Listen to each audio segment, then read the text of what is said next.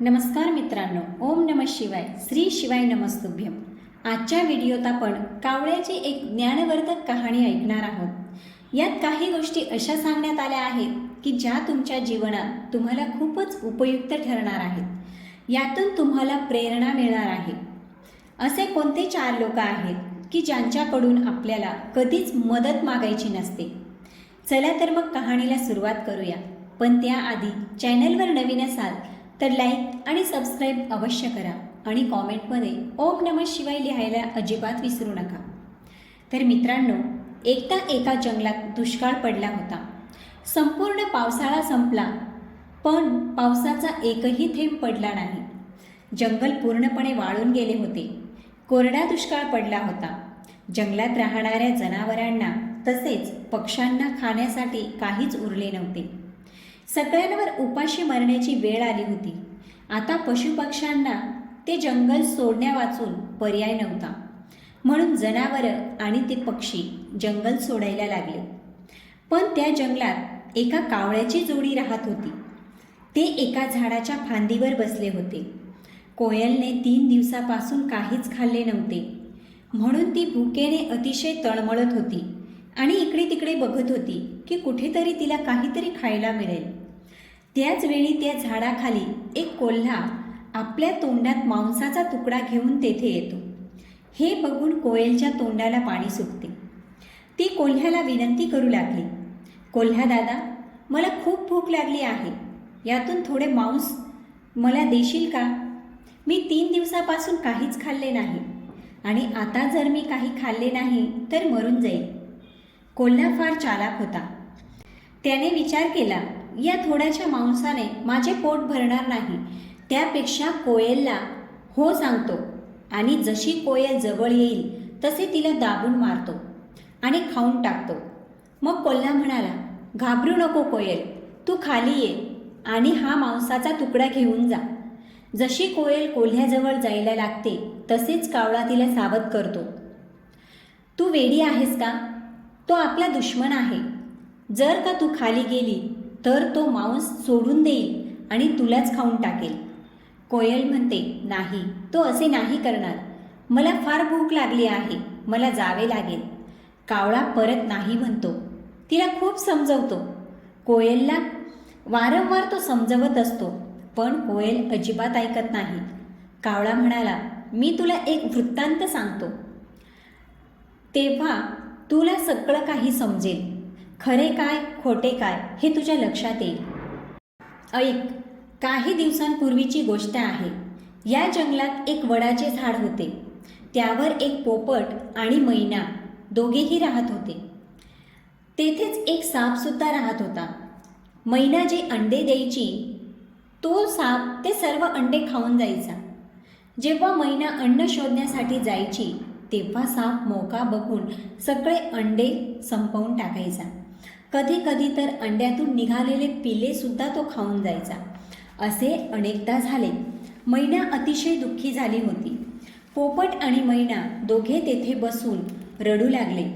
अचानक तेथे एक बगळा येतो आणि तो मैनाला विचारतो, मैना, काय झाले? का रडत आहेस? मैनाने सर्व हकीकत सांगितली. असे माझ्याबरोबर बऱ्याचदा झाले आहे. जेव्हा पण मी अंडे देते तेव्हा पण माझे पिलं होतात. ह्याच झाडावर राहणारा साप त्यांना खाऊन जातो. ह्या गोष्टींमुळे आम्ही फार दुःखी आहोत. आम्ही काहीच करू शकत नाही. ना त्याच्याशी लढू शकतो ना त्याचा बदला घेऊ शकतो. तो फार भयंकर आणि दुष्ट आहे. मैनेचे बोलणे ऐकून बगळ्याला तिची दया येते. बगळा म्हणतो, तुम्ही आमच्याबरोबर चला. जवळच एक तलाव आहे, तेथून मासे पकडून आणू. मैना म्हणाली, मला नाही समजले तुम्हाला काय म्हणायचे आहे ते.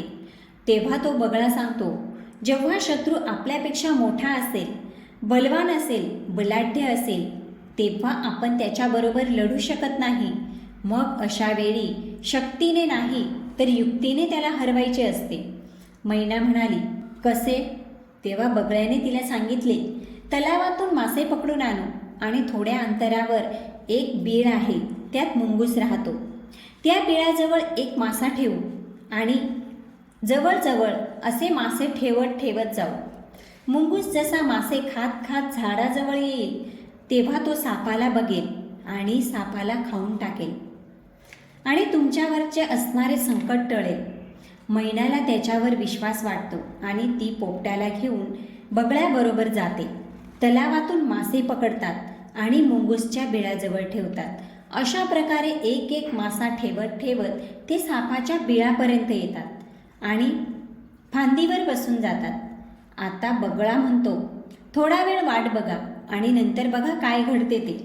थोड्या वेळाने मुंगूस बिळातून बाहेर येतो आणि बाहेर मासा बघून देवाचे आभार मानतो. आज तर मला शिकारीसाठी काहीच करायची गरज पडली नाही. देवाने आज मला आयती शिकार दिलेली आहे. माझे भोजन अगदी तयार करून माझ्या हातात जणू दिलेले आहे. थोड्या वेळाने मुंगूस बिळ्यातून बाहेर येतो आणि त्याला तिथे एक मासा दिसतो.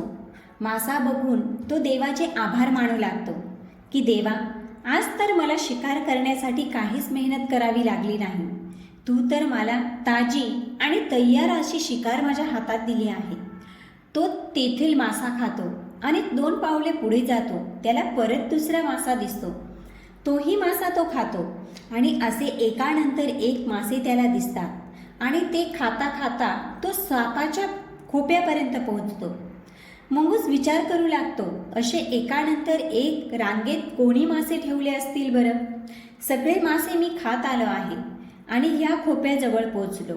मला वाटते ही कोणाची तरी चाल आहे. तो तेथेच खोप्याजवळ थांबला. जर कोणी या खोप्यात राहत असेल तर नक्की बाहेर येईल. थोड्या वेळात साप तेथून बाहेर येतो आणि मुंगूस समजून जातो की ही नक्की सापाची चाल असावी. आणि आपणा सर्वांना माहीतच आहे की साप आणि मुंगूस हे एकमेकांचे किती कट्टर दुश्मन आहेत. मुंगूस सापाशी लढायला लागतो. मुंगूस त्या लढाईत जिंकतो आणि सापाला मारून टाकतो. हे बघून मैना अतिशय प्रसन्न होते आणि मुंगूसला धन्यवाद म्हणते की मी तुमच्यामुळे आज आम्हाला या सापापासून सुटका मिळाली आहे. मी वारंवार तुमचे आभार मानते. मैना फार प्रसन्न होती म्हणून ती झाडावर बसूनच त्याला आवाज देत होती. मुंगूस वरती बघतो. फांदीवर पोपट आणि मैनाची जोडी त्याला दिसते आणि म्हणतो की ही तुझी चाल आहे तर, आणि मैनाला आवाज देतो, तिथूनच धन्यवाद करशील का मैना, की खाली पण येशील?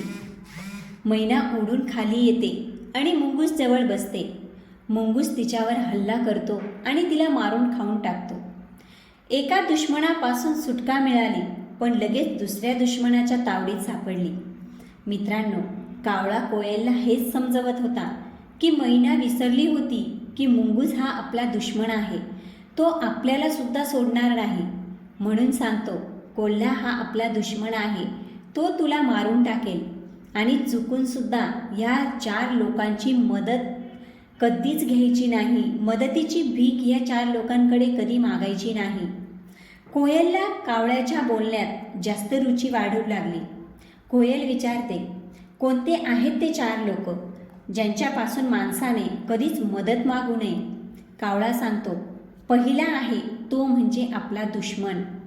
जेव्हा तुम्ही त्याच्याजवळ मदत मागायला जाल, तो मदत करण्याऐवजी तुमच्या मजबुरीचा फायदा उठवेल आणि तुमच्यावर वार करेल. तुम्हाला भयंकर नुकसान पोचवेल आणि वेळ आली तर तुम्हाला मारायला सुद्धा चुकणार नाही. तसेच दुसरा आहे अभिमानी व्यक्ती. अभिमानी व्यक्तीजवळ कधीच मदतीची भीक मागायला जाऊ नका, कारण त्याच्यात असणाऱ्या अभिमानापोटी तो 4 चौघात तुमचा अपमान करेल, तुम्हाला शर्मिंदा करेल. तसेच तिसरा आहे कपटी. कपटी व्यक्तीजवळ कधी मदत मागू नये, कारण कपटी व्यक्तीला कधीच कोणी आपलेसे नसते. त्याच्या मनात दयाभाव नावाची वस्तूच नसते. कपट ही एकच वस्तू नेहमी त्याच्या मनात भरलेली असल्याने तो तुम्हाला कुठेतरी फसवून तुमचा वापर करून घेईल. त्याचा फायदा होताच तो तुम्हाला हाकलून लावेल. ते तुम्हाला मदत तर करणार नाही, पण तुमचा उपयोग मात्र नक्की करून घेतील. त्यात तुमचे कितीतरी नुकसान होईल, ते तुम्हाला कळणार सुद्धा नाही. म्हणून कपटी व्यक्तीपासून कधीही मदत मागू नये. तशीच चौथी व्यक्ती आहे नशा करणारी. जी व्यक्ती नशा करते त्या व्यक्तीपासून दूर राहिले पाहिजे. जर का तुम्ही रस्त्यात जात असाल आणि रस्त्यावर वाहनासाठी थांबला असाल तर अशा वेळी नशा केलेल्या व्यक्तीकडून कधीच मदत घेऊ नका, कारण ते तुमच्या जीवावर बेतेल. नशा केलेल्या व्यक्तीला शुद्ध नसते, त्याला माहीत नसते तो कुठे आणि कशी गाडी चालवत आहे. अशा वेळी त्याला काहीच भान राहत नाही. अशा व्यक्तींकडून स्त्रियांनी तर अजिबातच मदत घेऊ नये. त्यावेळी तुम्हाला मरण जवळ असेल असे वाटत असेल तरीही या 4 व्यक्तींकडून मदत मागू नये. एक दुश्मन, दुसरा अभिमानी, तिसरा कपटी आणि चौथा नशेबाज. या व्यक्तींची मदत मागायला गेलात तर तुम्ही जास्ती फसणार. कावळ्याचे बोलणे कोयल समजून जाते आणि कोल्ह्याकडे जाण्याचा निर्णय बदलते. मित्रांनो, कहाणी आवडली असेल तर कॉमेंटमध्ये ओम नमः शिवाय लिहायला अजिबात विसरू नका.